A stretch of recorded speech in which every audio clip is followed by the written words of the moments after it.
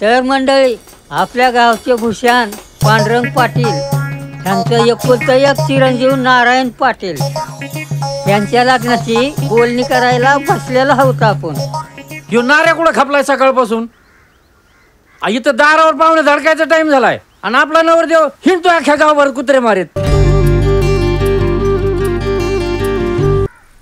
चहायला या नाऱ्याच्या ना काही कामधंदा ना चाराने कमवायची अक्कल.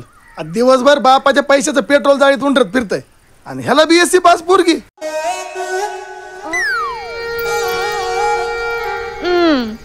सोडा मला. आम्ही नाही सोडणार. काही गरज नाही फुकटचं प्रेम दाखवायची.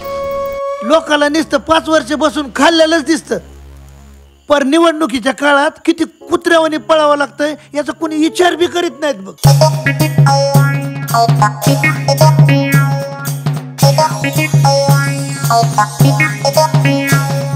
तुम्ही बी आमच्याच पॅनल मध्ये उभा राहावा. तुमच्या पॅनल मध्ये उभं राहायचं म्हणजे कुत्र्यागत पळून तुमच्या पॅनलचा प्रचार करायचा, पॅनल निवडून आणायचं, रक्ताचं पाणी करून तुम्हाला सरपंच करायचं आणि मग तुमच्या बळक्यानं दूध प्यायचं काय आम्ही. देखो इस बार हमारा भी विचार करो. पैनल में लिया ना तो अपना सगळा मतदान फिक्स है.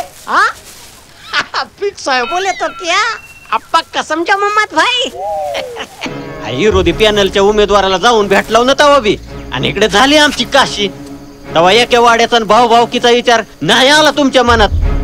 अरे राजकारण करायचं म्हणजे लई बारा पोड्याचं असावं लागतं. तुला नाही ते कळायचं. असा मरतानी खेड्याचा धनी खिल्लारी चोड्यांचा थोडा खट्याळ खोड्यांचा माझा मैत्र हाय तो मराठवाड्याचा.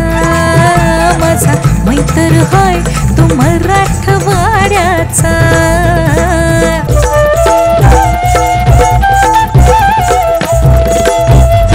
आताशी कुठं निवडणुकीचे निकाल लागलेत. सरपंचाची निवड अजून बाकी हाय म्हणाव. सरपंच सरपंच लय भयंकर राणा झालाय तिकडं.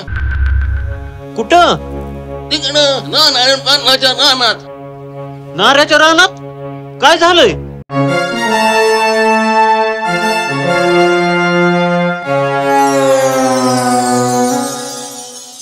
अहो इथून तिथून ही भावकी म्हणजे काय नुसती उन्हाची वाटेकरी हो.